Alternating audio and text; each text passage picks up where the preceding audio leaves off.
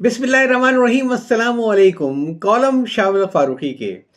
आइए आज उनका एक कॉलम सुनते हैं, एहतिसाब की टिक टिक। ये कॉलम 27 अक्टूबर 1999 को शाये हुआ था। आइए सुनते हैं। गाफिल तुझे घड़ियाल ये देता है मुनादी, गर्दून ने घड़ी उम्र की एक और घटा दी। आजकल तो उम्र की घड़ी के साथ साथ उस 4 हफ्ते के मुद्दत की एक घड़ी भी गर्दों घटाता जा रहा है, जिसे हुकूमत ने सरकारी कर्जों और मुख्तलिफ बकायाजात की अदायगी के लिए मुकर्रर किया है। कुछ दिनों पहले कराची के एक अंग्रेजी अखबार ने मुल्तान के नुमाइंदे की भेजी हुई खबर पढ़कर मुझे एक लतीफ़ा पुराना याद आ गया। खबर का तर्जुमा यह है कि साबिक रुकन कौमी असम्बली गुलाम अब्बास कुरैशी ने बुध के रोज़ मुबलिग 1 लाख रुपए का ज़रई कर्जा अदा कर दिया है, जबकि मुजफ्फरगढ़ जिला काउंसिल के चेयरमैन ने 86,000 रुपए का ज़रई इनकम टैक्स अदा कर दिया है। मुजफ्फरगढ़ जिला से ताल्लुक़ रखने वाले कौमी और सूबाई असम्बलियों के तमाम साबिक अरकान ने डिप्टी कमिश्नर को यकीन दिलाया है कि वो अपने ज़रई टैक्स और तमाम कर्जे 16 नवंबर से पहले पहले अदा कर देंगे।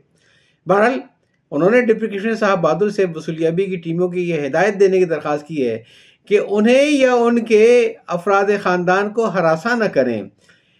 वसूलियाबी की टीमों के बारे में खबर यह है कि उन्होंने सरकारी बकायाजात की अदम अदायगी की बिना पर 33 नंबरदारों को गिरफ्तार कर लिया है। आपने खबर पढ़ ली, इसका मतलब ये हुआ कि हुक्म ज़रा सख्त किस्म का आ गया है। खुदा करे आखिर वक्त तक ये सख्ती रहे। तो इन तमाम लोगों का जिनका अपने अपने हलकों में पहला नंबर था, कैफियत बकौल ज़रीफ लखनवी की मरहूम की ये हुई है, रह गई मुंह बाए के हर नंबरों की नंबरी, यानी तमाम के तमाम मेंबरों की मेंबरी मुंह फाड़ कर रह गई है। इस मौके पर मुझे एक पुराना किस्सा या लतीफ़ा याद आया। किसी इलाके में लोगों ने कई कई साल से सरकारी वाजिबात अदा नहीं किए थे। आखिर वहाँ एक बहुत सख्त और जाबिर किस्म का वसूलियाबी के लिए अफसर आया। इस हिदायत के साथ उसे वहाँ तैनात किया गया कि वो जल्द से जल्द बकायाजात सारे वसूल कर ले।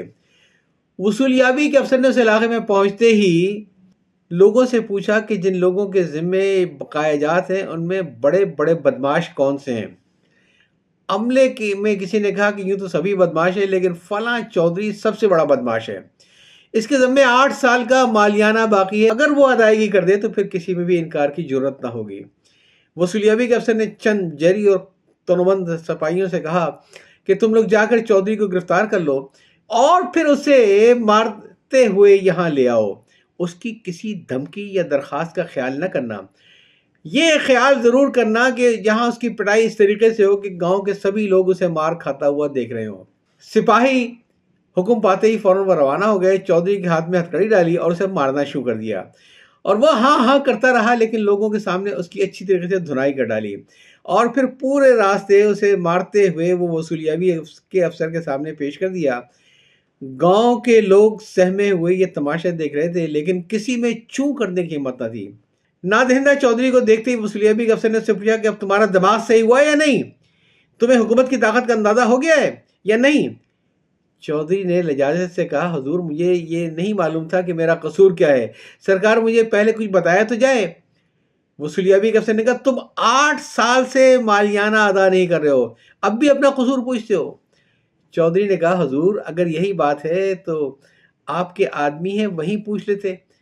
बहरहाल अब अगर आप खुद साथ चलना चाहें तो आप भी मेरे साथ चलें, वरना अपने आदमियों को मेरे साथ भेज दें और मैं उन्हें मालियाना अदा करने की वजह भी बता दूंगा और सारा बकायाजात भी अदा कर दूंगा।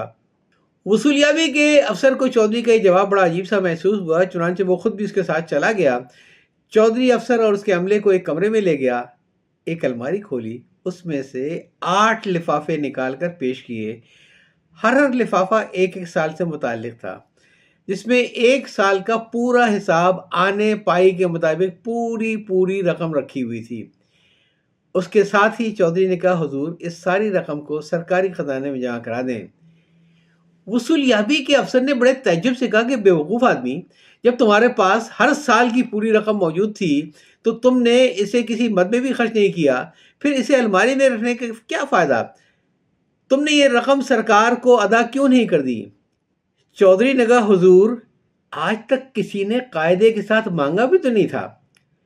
तो इन नादहिंदा चौधरियों को آپ اللہ رسول کے واسطے دے کر ان سے سرکاری واجبات وصول نہیں کر سکتے ہیں۔ انہیں نذیر اکبر آبادی کے بنجار نامہ سنا کر بھی آپ انہیں عبرت نہیں دلا سکتے، یعنی کچھ کام نہ آوے گا تیرے یہ لال و زمرد سے مضر، جب پونجی بعد میں بکھرے گی پھر آن بنے گی جانوں پر، نقارے نوبت نشان دولت حشمت فوجیں لشکر، کیا مسند تکیہ ملک مکان، کیا چوکی کرسی تخت پچ اور چھپر، سب ٹھاٹ پڑا رہ جاوے گا جب لاج چلے گا بنجارا۔ ان موٹی کھال والوں پر اللہ رسول یا نذیر اکبر آبادی کا کچھ اثر نہیں ہوتا ہے۔ یہ لوگوں کو مرتے ہوئے دیکھتے ہیں لیکن یہ سمجھتے ہیں کہ خود انہیں کبھی موت نہیں آئے گی، لہٰذا ایسے لوگوں سے نپٹنے کا وہ دوسرا طریقہ ہی بہتر ہے، یعنی چند جری اور تنومان سپاہی کو بھیج دیے، قاعدے کے ساتھ ان لوگوں سے واجبات وصول کر لیں۔ لیکن کیا آپ واقعی ایسا کچھ کر سکیں گے؟ جبکہ حالت یہ ہے کہ یہ سارا معاملہ احتساب کا ہے۔ لفظ احتساب میں 3 حروف ہے سین بے بڑے خطرناک ہیں، یعنی حسب۔ اگر آپ حسب و نسب دیکھ کر ہی شریفوں اور ڈاروں کو تو پابند سلاسل کریں گے، اور حسب و نسب دیکھ کر ہی ایگزٹ کنٹرول لسٹ میں نام ہونے کے باوجود 100 مردوں کو باہر جانے کی اجازت دے دیں گے، تو پھر آخر میں آپ خود کہیں گے اس طرح نہیں ہوتا ہے اس طرح کے کاموں میں، لیکن اس وقت تک بہت تاخیر ہو چکی ہوگی اور گردوں عمر اور احتساب دونوں کی گھڑیاں گھٹا چکا ہوگا۔ ٹک ٹک ٹک ٹک ٹک ٹک۔